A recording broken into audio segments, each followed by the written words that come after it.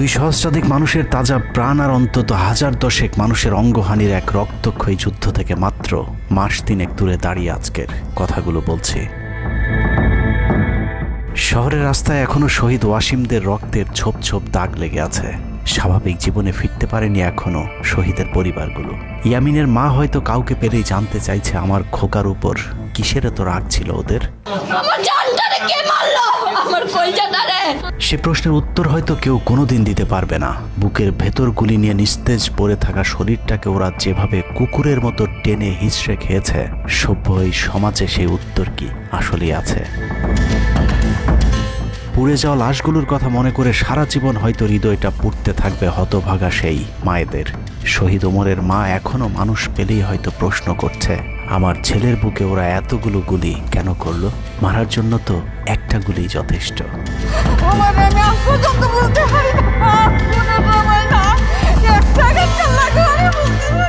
তৃষ্ণা পেলে মুগ্ধের মায়ের হয়তো কানে বেজে উঠবে, পানি লাগবে, পানি।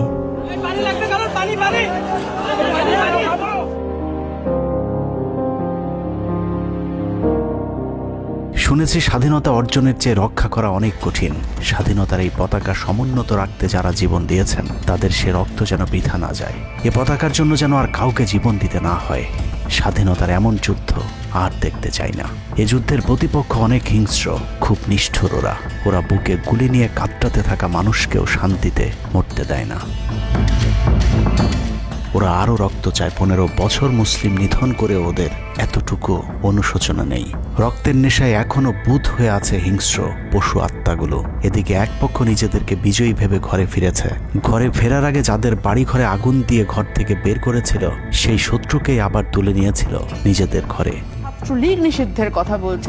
এই নিষিদ্ধ করবার ম্যান্ডেটটা, নিষিদ্ধ করবার অধিকারটা তাদেরকে কে দিল? তারা এদেশের মানুষ, রাজনীতি করার অধিকার সকলের আছে। আমাদের কেড়ে নেওয়া যেমন অন্যায় ছিল, আমরাও আরেকজনের কেড়ে নেওয়ার অধিকার, এটা আমরা এভাবে বলি। আওয়ামী মানবরূপী দানব ঘাড়ের উপর বিষাক্ত কার্বন ডাই অক্সাইড ফেলছে, আর আমরা সেটাকে অক্সিজেন ভেবে বুকে নিচ্ছি।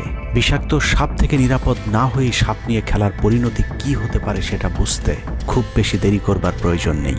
আমার এই বার্তা আপনাদের কাছে পৌঁছানোর কয়েক ঘন্টা পরেই আপনার ঘরে যে শত্রুকে জায়গা দিয়েছিলেন তাদের সেই বিষমাখা মুখের বিষ আপনার গায়ে নেয়ার জন্য প্রস্তুত থাকুন। পূর্ব দিকে তাকিয়ে দেখুন, আকাশ আবারও কালো হয়ে এসেছে।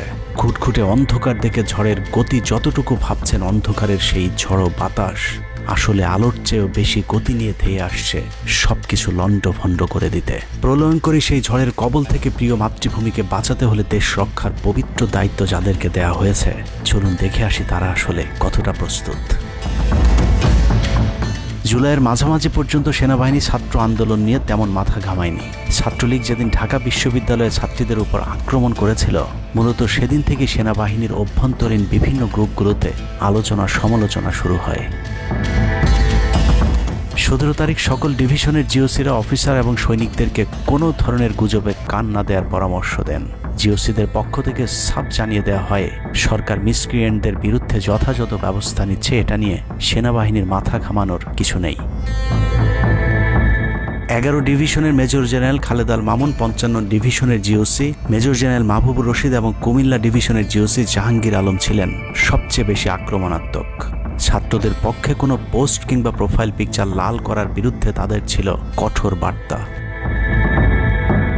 17 জুলাইয়ের গুরুত্বপূর্ণ আরেকটি ঘটনা হলো, Hasina air chief marshal Hasan Mahmud খানকে বিমান বাহিনীর MI-17 হেলিকপ্টারকে এভি গান কনফিগারেশন লোড করতে বলেন, যা মূলত যুদ্ধকালীন চূড়ান্ত সময় ব্যবহার করা হয়। এয়ার চিফ হাসিনাকে উল্টো প্রশ্ন করেন, আমাদের সেনাবাহিনী কি এখনও ফেল করেছে? তাহলে এত দ্রুত বিমান বাহিনী কেন? বিমান বাহিনী প্রধানের মুখের উপর এমন বক্তব্যে শেখ হাসিনা প্রচণ্ড ক্ষেপে যান। এর পরপরই তিনি বিমান বাহিনী প্রধানের বিরুদ্ধে পদক্ষেপ নেওয়ার জন্য ব্রিগেডিয়ার জেনারেল ইমরান হামিদ এবং লেফটেন্যান্ট জেনারেল মুজিবকে নির্দেশ দেন। আর্মি ইন্টেলিজেন্স থেকে এই পরিকল্পনার তথ্য জেনে বিমান বাহিনী প্রধান ওই রাতেই তার নিরাপত্তার জন্য গাজীপুর থেকে এয়ার কমান্ড নিয়ে আসেন, যে ইউনিটটি এখনও বিমান বাহিনী প্রধানের নিরাপত্তার দায়িত্বে ঢাকাতেই অবস্থান করছে। যাই হোক, বিমান বাহিনী প্রধান সেদিন রাজি হলে ব্ল্যাকআউটের সময়টা আরও ভয়ঙ্কর হতে পারত। বিমান বাহিনীর সহায়তা না পেয়ে শেখ হাসিনা পরদিন র্যাব প্রধানকে ডেকে আদেশ দেন তার হেলিকপ্টার প্রস্তুত রাখার। র্যাব প্রধান হাসিনার আদেশ অনুযায়ী ছাত্রদের বিরুদ্ধে অপারেশনে হেলিকপ্টার ব্যবহার করেন। হেলিকপ্টারের গুলিতে যতগুলো হতাহতের ঘটনা ঘটেছে সবগুলোই র্যাবের হেলিকপ্টার থেকে করা হয়েছিল। র্যাবের পাশাপাশি ঢাকার বাইরে দু একটি পাদে প্রায় সবকটি ডিভিশনের জিওসিরা দেশের বিরুদ্ধে অবস্থান নিয়েছিলেন। ঢাকার বাইরে থেকে বিশেষ করে ডিভিশন সাপোর্ট ব্যাটালিয়নকে অগ্রাধিকার ভিত্তিতে ঢাকায় নিয়ে আসা হয়, কারণ তাদের সাথে এপিসি সুবিধা ছিল। এপিসি গাড়িগুলো মূলত ছাত্রদের বিরুদ্ধে চূড়ান্ত পদক্ষেপ নেওয়ার জন্যই আনা হয়েছিল। রাষ্ট্রীয় গুরুত্বপূর্ণ এলাকা কেপিআই রক্ষায় 19 তারিখে সেনা নামানোর সিদ্ধান্ত নেওয়া হয়। নিয়ম অনুযায়ী সেনাবাহিনীর কেপিআই রক্ষার দায়িত্ব পালন করার কথা থাকলেও বিভিন্ন জায়গায় দেখা গেছে সেনাবাহিনীর ছত্রছায়ায় পুলিশ এবং আওয়ামী লীগ ছাত্রলীগের সন্ত্রাসীরা ছাত্রদের উপর হামলা চালিয়েছে। কোথাও সরাসরি সেনাবাহিনীকেও গুলি চালাতে দেখা গেছে। এর মধ্যে ঢাকার 46 পদাতিক ডিভিশনের ইনফ্যান্ট্রি ব্রিগেডের ইউনিটগুলো ঢাকার প্রাণ কেন্দ্রগুলোতে ছাত্রদের উপর সবচেয়ে বেশি দমন পীড়ন চালিয়েছে।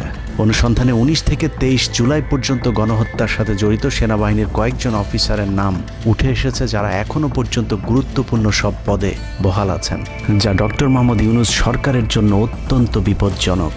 কতটা বিপজ্জনক সেটা বোঝার জন্য আন্দোলনের সময়টাতে ওই অফিসারদের ভূমিকা কী ছিল সেটা একটু দেখে আসি। আন্দোলনের সবচেয়ে বেশি রক্তক্ষেকো ছিলেন বিজিবির ডিজি মেজর জেনারেল আশরাফ। সূত্র জানিয়েছে ভারতীয় নাগরিকদের বিজিবির পোশাক পরিয়ে মাঠে নামিয়েছিলেন বিজিবির এই মহাপরিচালক। সেনাবাহিনী শেখ হাসিনাকে পদত্যাগের পরামর্শ দেওয়ার পরেও শুধু বিজিবিকে নিয়ে হত্যাকাণ্ড চালিয়ে শেখ হাসিনাকে ক্ষমতায় রাখার গ্যারান্টি দিয়েছিলেন মেজর জেনারেল আশরাফ।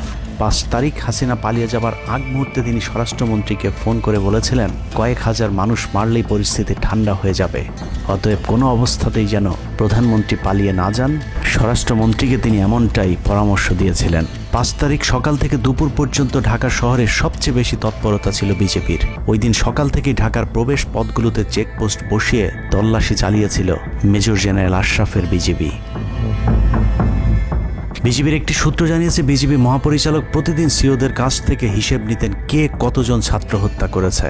বিজিবি মহাপরিচালকের নির্দেশনায় খুনের সেই প্রতিযোগিতায় সবচেয়ে ভালো পারফর্মার ছিল কর্নেল রিদওয়ান। সূত্রের মতে ছাত্র আন্দোলনে বিজিবি অন্তত 500 শিক্ষার্থীকে গুলি করে হত্যা করেছে। বিজিবি প্রধান এবং রিদওয়ানের মতো তার অনুগত অফিসারদের জেলে থাকার কথা, কিন্তু তারা এখনও গুরুত্বপূর্ণ সব দায়িত্ব পালন করে যাচ্ছে। আর মেজর জেনারেল আশরাফ এখন পর্যন্ত বিজিবি প্রধানের চেয়ারেই বসে আছেন। হত্যাকাণ্ডের বেশিরভাগই জড়িত ছিল বগুড়ার 7 ইস্ট বেঙ্গল। রহস্যজনক কারণে 7 ইস্ট বেঙ্গলকে এখনো পর্যন্ত বগুড়ায় ফেরত না পাঠিয়ে ঢাকাতেই রাখা হয়েছে। মেজর জেনারেল ফেরদৌস হাসান সেলিম, যার মা ছিলেন হাসিনার অত্যন্ত ঘনিষ্ঠ বান্ধবী। ফেরদৌস সেলিম শেখ হাসিনাকে ফুপু বলে ডাকতেন। 27তম বিএমএ লং কোর্সের এই অফিসারের পাসিং আউটে শেখ হাসিনা নিজে উপস্থিত ছিলেন, যদিও হাসিনা তখন বিরোধী দলীয় নেত্রী ছিলেন। ডিজিএফের পদে থাকাকালীন হাসিনার টাকা পাচার এবং থাইল্যান্ডের বিভিন্ন ব্যবসা দেখাশোনার দায়িত্ব ছিল তার। 5 তারিখের সময়টাতে গুরুত্বপূর্ণ কোনো পদে না থাকায় নিজেকে এখন আওয়ামী বিরোধী দাবি করছেন ফেরদৌস হাসান সেলিম। ভয়ঙ্কর বিষয় হচ্ছে ডক্টর মোহাম্মদ ইউনূসকে ভুল বুঝে ইউনূসের মিলিটারি সেক্রেটারি পদে বসে সব কুটচাল চেলে যাচ্ছেন major general Ferdous Hasan. Guarantee দিয়ে বলে রাখলাম, সুযোগ পেলে সবার আগে ডক্টর মোহাম্মদ ইউনূসের মিলিটারি সেক্রেটারি নিজেই ইউনূসের গলা চেপে ধরবে। অতএব যত দ্রুত সম্ভব ডক্টর মোহাম্মদ ইউনূসের মিলিটারি সেক্রেটারির পদ থেকে তাকে সরাতে হবে। শেখ হাসিনার গণভবন ঠেকাতে সবচেয়ে বেশি শক্ত বলয় তৈরি করা হয়েছিল। অনুসন্ধানে জানা যায় শেখ হাসিনাকে রক্ষা করতে গণভবনের আশপাশে সেনাবাহিনীর অন্তত 13টি অস্থায়ী চেকপোস্ট বসানো হয়েছিল, যেখানে east Bengal regiment, field regiment artillery, Bangladesh infantry regiment, infantry brigade headquarter সহ সেনাবাহিনীর বেশ কয়েকটি চেকপোস্ট বসানো হয়েছিল শুধুমাত্র শেখ হাসিনাকে রক্ষা করার জন্যে। সেনাবাহিনীর এসব আর্মি অফিসারদের সম্মিলিত অপারেশনে ছাত্রদের উপর চালানো হয়েছে নির্মম নৃশংস হত্যাযজ্ঞ। কিন্তু এই হত্যাকাণ্ডই সেনাবাহিনীর ভেতরে থাকা দেশপ্রেমিক অফিসারদের বিবেকের দরজা খুলে দিয়েছিল।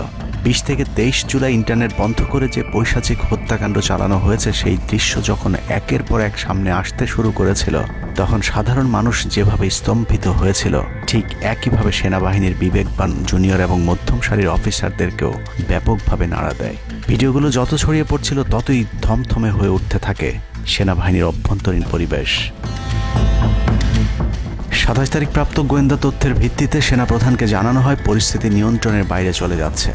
কোনো অবস্থাতেই প্রধানমন্ত্রীকে ক্ষমতায় রেখে পরিস্থিতি নিয়ন্ত্রণ করা সম্ভব নয়। গোয়েন্দা ওই রিপোর্টে আরও জানানো হয় সেনাবাহিনীর ভেতরে বিদ্রোহের আশঙ্কা দেখা দিয়েছে। বিশেষ করে মধ্যম সারি এবং জুনিয়র অফিসারদের ভেতর ব্যাপক অসন্তোষ লক্ষ্য করা যায়। একই রিপোর্ট প্রধানমন্ত্রীর অফিসকেও অবহিত করা হয়। সেই রিপোর্টের পরেও কঠোর অবস্থানে যাবার সিদ্ধান্ত নেওয়া হয় সরকারের পক্ষ থেকে। এদিকে গোয়েন্দা রিপোর্টের প্রেক্ষিতে সেনা ইউনিটের মধ্যম সারি জুনিয়র অফিসার এবং সৈনিকদের উপর কঠিন সামরিক গোয়েন্দা নজরদারি চলতে থাকে, যে কারণে প্রচণ্ড ক্ষোভ থাকলেও কোনো ধরনের পূর্ব প্রস্তুতি ও পারস্পরিক যোগাযোগ না থাকায় সেনাবাহিনীর দেশপ্রেমিক অফিসার ও সৈনিকেরা কিংকর্তব্য বিমূঢ় হয়ে পড়েন। 27-28 দুই দিন এভাবেই টান উত্তেজনার মধ্য দিয়ে কেটেছে। 29শে জুলাই শেখ হাসিনাকে পরিস্থিতি সম্পর্কে ধারণা দিতে সেনাপ্রধান সারা দেশের অফিসারদেরকে নিয়ে সেনা সদরের হেলমেটে একটি ভিডিও টেলিকনফারেন্সে দরবার গ্রহণ করেন। সেই কনফারেন্সে অপারেটরের অসাবধানতাবশত স্ক্রিনে হঠাৎ করে ক্যামেরা টার্ন অফ করা HPM নামে একটি বক্স ভেসে উঠেছিল। এরপরে উপস্থিত অফিসারেরা হাসিনার উপস্থিতির বিষয়টি বুঝে ফেলেন। অনেকের ধারণা শেখ হাসিনা উপস্থিত আছেন এটা বোঝাতেই HPM বক্সটি সবাইকে দেখানো হয়েছিল, যেন কেউ কোনো ধরনের অভিযোগ করতে না পারেন। কিন্তু সবাইকে অবাক করে বেশ কয়েকজন অফিসার তাদের ক্ষোভের কথা জানান। এর মাঝে রাজশাহী CMH এর একজন মেজর র্যাঙ্কের নারী চিকিৎসক 19 থেকে 23 তারিখ পর্যন্ত চলা ছাত্র হত্যার বিভীষিকাময় বর্ণনা তুলে ধরে আবেগী এক বক্তব্য দেন। সূত্র জানিয়েছে এ সময় সেনাবাহিনীর কয়েকজনকে কাঁদতে দেখা গেছে। একদিকে সেনাবাহিনীর উচ্চপদস্থ অফিসারদের মারমুখী অবস্থান, অন্যদিকে বেশিরভাগ জুনিয়রদের নিষ্ক্রিয়তার মধ্য দিয়ে সেনাবাহিনীতে স্পষ্ট দুটি ভাগ লক্ষ্য করা যায়। এরই মধ্যে সেনাবাহিনীর কাছে প্রাপ্ত গোয়েন্দা তথ্য অনুযায়ী যে কোনো সময় সেনাবাহিনীতে বিদ্রোহ দেখা দিতে পারে। বিশেষ করে লেফটেন্যান্ট কর্নেল থেকে নিচের অফিসারদের ভেতর ব্যাপক ক্ষোভের বিষয়টি গোয়েন্দা প্রতিবেদনে জানানো হয়। সেই প্রেক্ষিতে 3 তারিখ শর্ট নোটিসে আরেকটি টেলিকনফারেন্স কল করা হয়। মূলত ওই রিপোর্টের প্রেক্ষিতে হাসিনার বিশ্বস্ত ওয়াকার হাসিনা থেকে মুখ ফিরিয়ে নেন, কারণ হাসিনাকে বাঁচাতে গিয়ে তিনি নিজের জীবন বিপদে ফেলতে চাননি। 3 তারিখ কনফারেন্সের শুরুতেই সবাইকে ঠান্ডা রাখতে একটি মুনাজাত করা হয়েছিল। যে মুনাজাতে গুরুত্বপূর্ণ একটি দোয়া ছিল রাব্বানা লা তাজআলনা মাআল কওমিজ জালিমিন, অর্থাৎ হে আল্লাহ আমাদেরকে জালিম সম্প্রদায়ের অন্তর্ভুক্ত করবেন না। এ সময় পুরো দরবার রুমে পিন পতন নীরবতা লক্ষ্য করা গেছে। মূলত এই মুনাজাতের মধ্য দিয়ে ফয়সালা হয়ে যায় সেনাবাহিনী কাদের পক্ষে দাঁড়াবে। সেনা সূত্র থেকে পাঠানো এসব তথ্যে উঠে এসেছে সেনাবাহিনী কোন কোন এলাকায় ছাত্র জনতার উপর গুলি চালিয়েছিল এবং কতটা পরিকল্পিতভাবে মানুষ হত্যার ছক কষা হয়েছিল। 4 তারিখও সেনাবাহিনীর ভূমিকা ছিল অত্যন্ত অস্পষ্ট। কিছু জায়গায় সেনাবাহিনী ছাত্রদের পক্ষে, আবার কিছু জায়গায় ছাত্রদের উপর গুলিও চালিয়েছে। 4 আগস্ট সবার প্রথম 24 ডিভিশন চট্টগ্রামের GOC lieutenant general Mainur Rahman তার বাহিনীকে ছাত্রদের পাশে দাঁড়ানোর নির্দেশ দেন। 5 তারিখ সকাল পর্যন্ত আর্মির ভূমিকা ছিল অত্যন্ত সন্দেহজনক। সকাল 10টা পর্যন্ত আর্মি কড়াকড়িভাবেই দায়িত্ব নিয়েছিলেন। বিশেষ করে গণভবনের আশপাশে 12টা পর্যন্ত ছাত্রদেরকে ভয় দেখাতে কয়েক রাউন্ড লাইভ অ্যামুনেশন ফায়ার করা হয়। 4 তারিখ 3 বাহিনী প্রধান, পুলিশ প্রধান এবং DGDGF এর সারা রাত নির্ঘুম কেটেছে। 3 থেকে 5 তারিখ পর্যন্ত গুরুত্বপূর্ণ কিছু ঘটনা ঘটেছে, সেটা তুলে ধরবার আগে শেখ হাসিনার পালিয়ে যাওয়ার বর্ণনা দিয়ে আসা যাক। 5 তারিখ সকাল ঠিক 9টায় প্রধানমন্ত্রীর অফিসে গিয়ে শেখ হাসিনাকে পদত্যাগ করতে বলেন সেনাপ্রধান। শেখ হাসিনার কথা শোনার সাথে সাথে সেনাপ্রধানকে দৌড়ে মারতে আসেন। এ সময় 3 বাহিনী প্রধানকে অকথ্য ভাষায় গালাগাল করেন শেখ হাসিনা। জেনারেল ওয়াকারকে হাসিনা বলেন, তুই পুলিশকে দেখে শিখতে পারিস নাই? এ সময় বিমান বাহিনী প্রধান সজীব ওয়াজেদ জয়কে ফোন করে তার মাকে বোঝানোর জন্য অনুরোধ করেন। সজীব ওয়াজেদ জয় এটি জানার পর উল্টো আর্মি চিফকে তুই তুকারি করে হুমকি দিতে থাকেন, তোর কোন বাবা তোকে চিফ বানাইছে, তোর বউ ছেলে মেয়ে কে কোথায় আছে সবকিছু দেখে নেওয়া হবে। রাগান্বিত হয়ে এরপরে সজীব ওয়াজেদ জয় লাইভে গিয়ে আবল তাবল বকতে থাকেন। ঠিক আছে, শেখ হাসিনার পর আপনাদের কি হবে সেটা আমারও চিন্তার বিষয় না, আমার পরিবারের আর চিন্তার বিষয় না, আপনারা বুঝবেন। এরই মধ্যে 9:30 বেজে যায়। শেখ হাসিনাকে কোনোভাবে রাজি করাতে না পেরে সেনাপ্রধান হাসিনাকে 2টি বিকল্প দেন, পদত্যাগ অথবা গ্রেফতার। ওদিকে মিরপুরে বসানো সেনাবাহিনীর চেকপোস্টগুলো খুলে দেওয়া হলে বিনা বাধায় গণজোয়ার ঢুকে পড়তে থাকে। মবটি যখন গণভবন থেকে মাত্র 20 মিনিটের দূরত্বে চলে আসে, এ সময় সেনাবাহিনী এক প্রকার জোর করে শেখ হাসিনাকে পদত্যাগপত্রে সই করান। এ সময় SSF এর 2-1 এগিয়ে আসতে চাইলেও সেনাপ্রধান হাত ইশারা করলে তারা জায়গায় দাঁড়িয়ে থাকেন। পদত্যাগের পর শেখ হাসিনা জাতির উদ্দেশ্যে ভাষণ দেওয়ার অনুরোধ করলে সেনাপ্রধান হাসিনাকে বলেন, জীবন বাঁচাতে চাইলে দ্রুত গাড়িতে গিয়ে উঠুন, জনগণ গণভবনে ঢুকে পড়ছে। সেনাবাহিনীর মতে শেখ হাসিনা সেদিন মাত্র 5 মিনিটের জন্য বেঁচে গিয়েছেন, তা না হলে জনগণ তাকে ধরে ফেলত। হাসিনাকে গণভবন থেকে উদ্ধার করে বিমানে ভারত পাঠিয়ে দেওয়ার জন্য মোট 3টি রুট প্ল্যান করা হয়েছিল। প্ল্যান এ, গণভবন থেকে গাড়ি বহরে বিমান বাহিনীর ব্লু স্কাই স্কুলের গেট দিয়ে তেজগাঁও বিমানবন্দরে ঢুকে ঢাকা সেনানিবাসে প্রবেশ এবং তারপর বিএএফ বেস দিয়ে বিমান বাহিনীর রানওয়েতে প্রবেশ। সেখান থেকে বিমান বাহিনীর C-130 যে বিমানে ভারতে উড্ডয়ন। দুর্ভাগ্যজনকভাবে ততক্ষণে বিপ্লবী জনতা শেওড়াপাড়া রাস্তা দিয়ে বিমান বাহিনীর ব্লু স্কাই স্কুলের গেট ক্রস করে আগারগাঁও চৌরাস্তা পর্যন্ত চলে এসেছিল। ওদিক দিয়ে ক্যান্টনমেন্টের জাহাঙ্গীর গেটও ছাত্র জনতার দখলে, তাই গণভবন থেকে গাড়িতে করে ঢাকা সেনানিবাসে ঢোকার সব পথ বন্ধ হয়ে গিয়েছিল, যে কারণে প্ল্যান বি অবলম্বন করতে হয়েছিল হাসিনাকে উদ্ধারকারীদের। প্ল্যান বি অনুযায়ী গণভবন থেকে বিমান ঘাঁটিতে যাওয়ার তখন একটাই পথ বাকি ছিল, তা হলো হেলিকপ্টারে যাওয়া। বিমান বাহিনীর MI-17 হেলিকপ্টার চন্দ্রিমা উদ্যানের পাশে বাণিজ্য মেলার মাঠে এসে অবতরণ করে। খুনি হাসিনা চন্দ্রিমা উদ্যানের পাশের রাস্তা দিয়ে বাণিজ্য মেলা মাঠে প্রবেশ করে এবং সেখান থেকেই হেলিকপ্টারে করে বিমান বাহিনী ঘাঁটিতে নিয়ে যাওয়া হয় তাকে। সেখানে গিয়ে তারেক সিদ্দিকী এবং সালমান এফ রহমানের জন্য কিছুক্ষণ অপেক্ষা করে শেখ হাসিনা।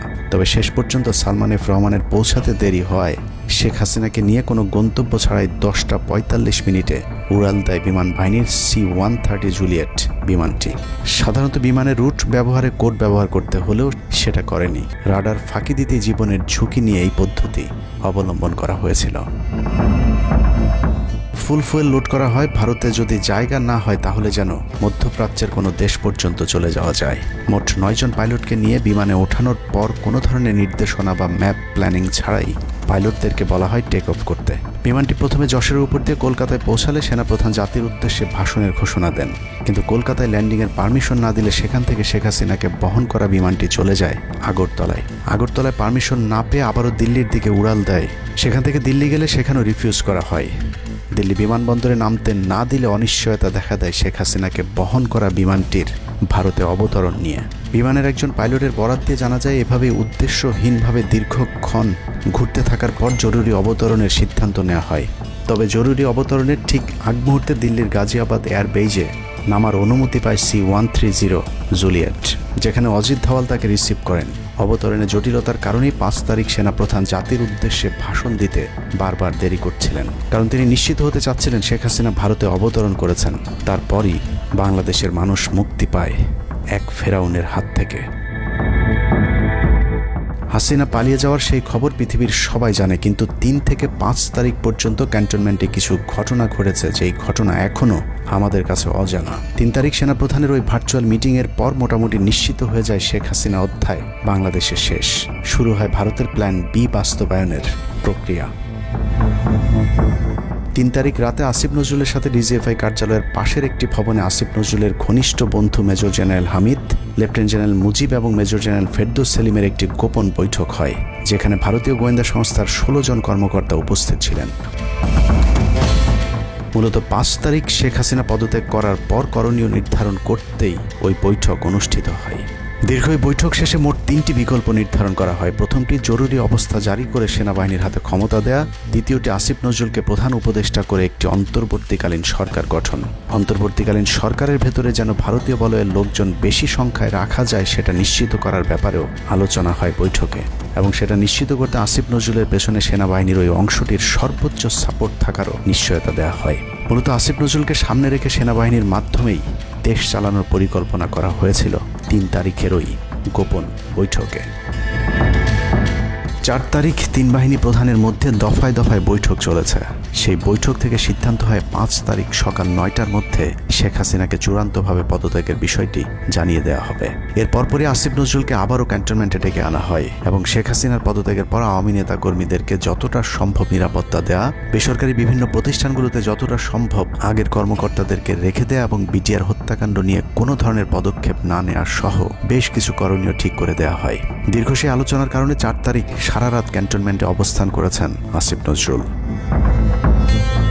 তাৎক্ষণিক আসিফ নজরুলের কাঁধে 2টি দায়িত্ব দেওয়া হয়: আর্মির প্রতি সকলে আস্থা তৈরি করা এবং হাসিনার পদত্যাগের পরপর ছাত্রদেরকে সেনাবাহিনীর নিয়ন্ত্রণে নিয়ে আসা। কথা মতো আসিফ নজরুল 4 তারিখ রাত এবং 5 তারিখ খুব সকালে ক্যান্টনমেন্টে বসে ফেসবুকে তিনি 2টি পোস্ট করেন। পোস্টের প্রথমটি 4 তারিখ রাতে সেনাবাহিনীকে প্যাট্রিয়ট সম্বোধন করে করা হয়। যেন সেনাবাহিনীর প্রতি ছাত্র জনতার আস্থা বেড়ে যায়। এবং পরেরটি সংখ্যালঘুদের বাড়িঘরে হামলা না চালানোর অনুরোধ করে পোস্ট করা হয়। দুপুর 12টার আগে আসিফ নজরুলের করা হিন্দুদেরকে নিয়ে ওই পোস্টে প্রমাণ করে আসিফ নজরুল আগে থেকেই জানতেন কিছুক্ষণ পর আসলে কি ঘটতে যাচ্ছে। আমরা এখন আর্মি চিফের সাথে একটা আলোচনায় আছি। আমি যতটুকু ওনার সাথে কথা বলেছি আমার কাছে মনে হয়েছে, আশা করছি আপনাদের জন্য অনেক বড় সুসংবাদ আসছে। বিজয়ের খবর আগেই জেনে যাওয়াটা সমস্যা না, কিন্তু সমস্যা হলো আসিফ নজরুল সবাইকে আন্দোলনের কেন্দ্রবিন্দু ঢাকা বিশ্ববিদ্যালয়ে যেতে না বলে ক্যান্টনমেন্টের সুখবরের অপেক্ষায় থাকতে বলেন। মূলত আসিফ নজরুলের ওই ফাঁদে পা দিয়ে ছাত্র জনতার জুলাই আগস্ট বিপ্লবের বিজয় হাতছাড়া হয়ে গিয়েছিল। ছাত্র নেতাদের সরলতাকে কাজে লাগিয়ে আসিফ নজরুল নাহিদ আসিফদেরকে সেনাপ্রধানের কাছে আসতে বলেন। নাহিদ, আসিফ, মাহফুজরা সেনাপ্রধানের কাছে যাবার আগে আসিফ নজরুলের প্রধান উপদেষ্টা হবার বিষয়টি চূড়ান্ত হয়ে যায়। সমন্বয়কেরা পৌঁছানোর পর সেনাপ্রধান তাদেরকে জানায় আসিফ নজরুল হচ্ছেন প্রধান উপদেষ্টা। কিন্তু ছাত্ররা ডক্টর মোহাম্মদ ইউনুসকে প্রধান উপদেষ্টা বানানোর দাবি করলে আসিফ নজরুল তাদেরকে জানায় ডক্টর ইউনুস প্রধান উপদেষ্টা হতে রাজি নয়। কিন্তু ছাত্র নেতাদের সাথে ইউনুসের আগে থেকে যোগাযোগ ছিল, যে কারণেই সেনাপ্রধানকে ছাত্ররা জানায় আমরা ডক্টর ইউনুসের সাথে একান্তে কথা বলতে চাই। ছাত্ররা ডক্টর ইউনুসকে ফোন করলে তিনি জানান প্রধান উপদেষ্টা হতে চান না সেনাবাহিনী কিংবা আসিফ নজরুলের কাছে তার এরকম কোনো বার্তা তিনি দেননি। এরপর ছাত্র নেতাদের দাবির মুখে ইউনুসকে প্রধান উপদেষ্টা বানাতে বাধ্য হয় সেনাবাহিনী। ডক্টর মোহাম্মদ ইউনুসকে প্রধান উপদেষ্টা করা হলেও ক্ষমতার কেন্দ্রে থেকে যায় ভারত নিয়ন্ত্রিত ক্যান্টনমেন্টের মদতপুষ্ট আসিফ নজরুল, যাকে তারা সুনিপুণভাবে গেল এক যুগে তিলে তিলে তৈরি করেছেন। আসিফ নজরুল তার মন্ত্রণালয়ের বাইরেও সবখানে নিয়োগ থেকে বদলি বরখাস্তের একক ক্ষমতা ভোগ করতে থাকে। একদিকে সেনাবাহিনীর ছত্রছায়া আসিফ নজরুলের হাত ধরে ভারতীয় এজেন্টদেরকে গুরুত্বপূর্ণ সব পদে বসানো হচ্ছিল, অন্যদিকে চলছিল পুরো দেশ দখলের ভয়ঙ্কর ষড়যন্ত্র। কিন্তু ছাত্রদের চাপের মুখে আসিফ নজরুলের পরিবর্তে ডক্টর মোহাম্মদ ইউনুসের প্রধান উপদেষ্টা হবার বিষয়টি কোনোভাবেই মেনে নিতে পারেনি সেনাবাহিনীর ভারতপন্থী অংশটি, যে কারণে 5 তারিখ রাতেই একটি ব্যর্থ সেনা কুয়ের ষড়যন্ত্র করা হয়েছিল। 5 তারিখের পরপরই ইউনুসের একের পর এক ভারতীয় আগ্রাসন বিরোধী বক্তব্যে আতঙ্কিত হয়ে ওঠে ভারতীয় বলয়, যে কারণে 8 তারিখ শপথ নেয়ার আগেই ডক্টর মোহাম্মদ ইউনুসকে হত্যা করে সেনা কুয়ের আরেকটি চেষ্টা চালায় সেনাবাহিনীর ওই অংশটি। 8 তারিখ ডক্টর ইউনুসের নেতৃত্বে নতুন সরকার শপথের ঠিক আগ মুহূর্তে একটি সেনা কুয়ের চেষ্টা করা হয়। কুয়ের নেতৃত্ব দেন লেফটেন্যান্ট জেনারেল মুজিব এবং মেজর জেনারেল হামিদুল হক।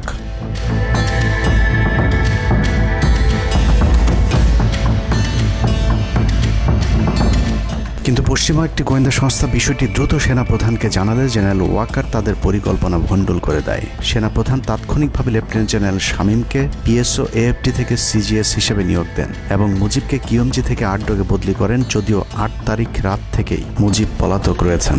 এরপর 12 সেপ্টেম্বর তাকে সেনাবাহিনী থেকে বরখাস্ত করা হয়। একই দিনে লেফটেন্যান্ট জেনারেল হামিদুলকে স্বেচ্ছায় অবসরে পাঠানো হয়। এনডিসি থেকে মেজর জেনারেল সাইফুলকে মিনিস্ট্রি অফ ফরেন অ্যাফেয়ার্স এবং চিফ অফ জেনারেল স্টাফ শাহিনকে এনডিসিতে পাঠানো হয়। কয়েকজনের ব্যাপারে পদক্ষেপ নেওয়াটা যেমন স্বস্তির, তেমনি ষড়যন্ত্রকারীদেরকে যেখানে বদলি করা হয়েছে তাদের প্রতিটি পদই অত্যন্ত গুরুত্বপূর্ণ, যা বর্তমান সরকার এবং দেশের স্থিতিশীলতার জন্য চরম বিপজ্জনক। কতটা বিপজ্জনক সেটা জানতে চলুন শুরুতেই যে প্রলয়ঙ্কারী ঝড়ের কথা বলেছিলাম সেখানে ফিরে যাওয়া যাক। ভারতীয় গোয়েন্দা সংস্থা 5 তারিখের পর থেকে দেশে নানাভাবে একটা সাম্প্রদায়িক দাঙ্গা বাঁধানোর চেষ্টা চালিয়ে যাচ্ছেন, যেটাকে কেন্দ্র করে বাংলাদেশে একটা সামরিক অভিযান চালানো যায়। এই দাঙ্গা বাঁধাতে ভারতীয় গোয়েন্দারা আওয়ামী লীগ, হিন্দু এবং ইসকনকে কিভাবে ব্যবহার করছে সেই পরিকল্পনার ছক এখন বাংলাদেশি গোয়েন্দাদের হাতে। একটি গোয়েন্দা সংস্থা থেকে যেসব তথ্য আমার কাছে পৌঁছেছে তা রীতিমতো এই দেশের অস্তিত্বের জন্য হুমকি স্বরূপ। আওয়ামী লীগ, হিন্দু আর ভারতের এই চক্রান্ত যদি সঠিকভাবে মোকাবেলা করা না যায় তাহলে অচিরেই বাংলাদেশের অবস্থা হবে হায়দ্রাবাদের মতো। জননেত্রী শেখ হাসিনাকে দেশ থেকে সরে যেতে বাধ্য করেছেন। বাংলাদেশকে নিয়ে ভয়ঙ্কর এই চক্রান্তে জড়িত আওয়ামী লীগ, সনাতনী এবং ইসকনের অন্তত 40টি হোয়াটসঅ্যাপ গ্রুপ এবং জুম মিটিং এর ভিডিও হাতে পেয়েছে গোয়েন্দারা। গোয়েন্দাদের কাছে প্রাপ্ত এসব তথ্যে যা উঠে এসেছে তা আটকে ওঠার মতো।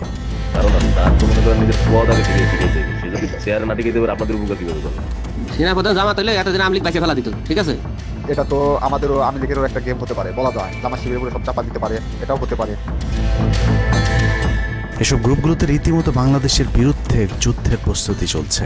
গ্রুপে তাদের সাথে সাবেক আওয়ামী লীগ সরকারের শীর্ষস্থানীয় নেতা থেকে বর্তমান সেনাবাহিনীতে চাকরিরত জেনারেল পর্যন্ত মাঝে মধ্যেই নাকি যোগ দিচ্ছেন।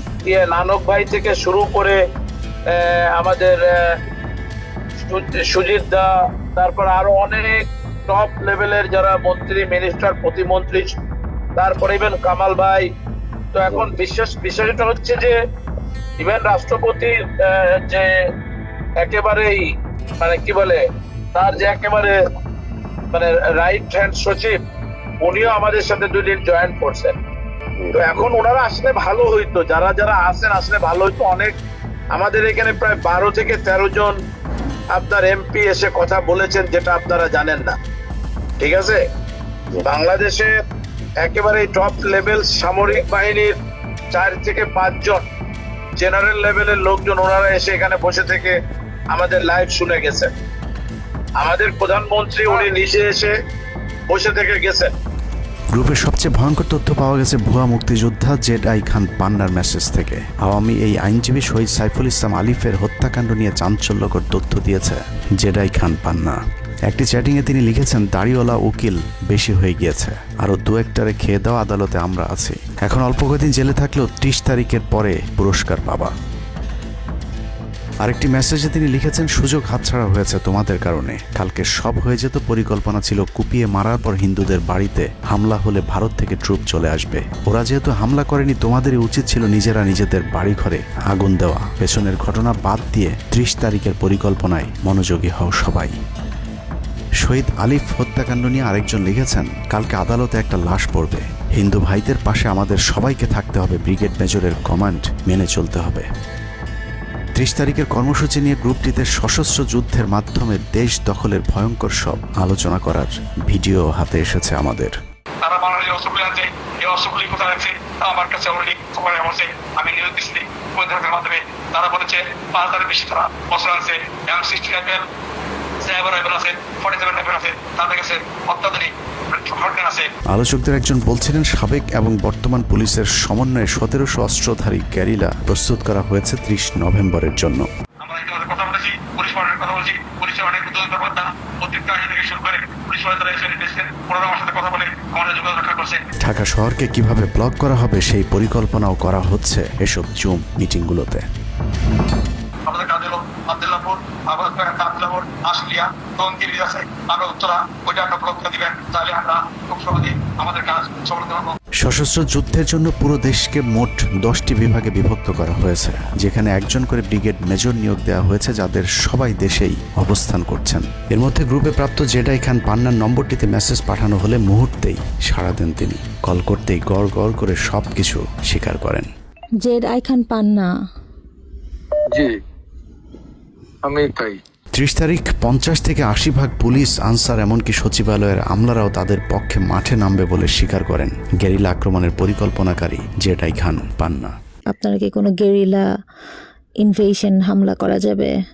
ঢাকার স্টুডেন্টরা যদি এখনো সাপোর্টার্স অর্গানাইজ হইতে নামে, এই অ্যাডমিনিস্ট্রেশনের 50% না 80% লোক নেমে আসবে, পার্টিকুলারলি পুলিশ, আনসার এবং সেক্রেটারিয়েট থেকে।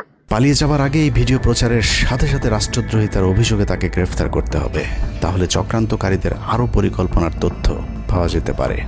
ভবিষ্যতে এ ধরনের ষড়যন্ত্র বন্ধ করতে গ্রুপে থাকা সকলের মোবাইল নম্বর এবং চেহারা দেখে শনাক্তের পর দ্রুত গ্রেফতার করতে হবে। সূত্র জানিয়েছে, ডিজিএফআই প্রধানের প্রত্যক্ষ তত্ত্বাবধানে চলছে এসব দেশবিরোধী তৎপরতা। আর্মিকে ম্যাজিস্ট্রেসি পাওয়ার দেয়া হলেও তাদেরকে ক্ষমতা প্রয়োগ করতে দেওয়া হচ্ছে না, যে কারণে আওয়ামী লীগ নেতারা বেশিরভাগ এখনও দেশে থাকলেও তাদেরকে ধরা হচ্ছে না। অতএব সেনাবাহিনীর উচ্চপদস্থ হাসিনাপন্থী অফিসারদেরকে দ্রুত সেনাবাহিনী থেকে সরাতে হবে। 5 তারিখ সেনাপ্রধান যে ভূমিকা রেখেছেন তার জন্য তিনি অবশ্যই প্রশংসার দাবিদার, কিন্তু সেনাপ্রধানকে প্রমাণ করতে হবে তিনি আসলেই নায়ক নাকি খলনায়ক।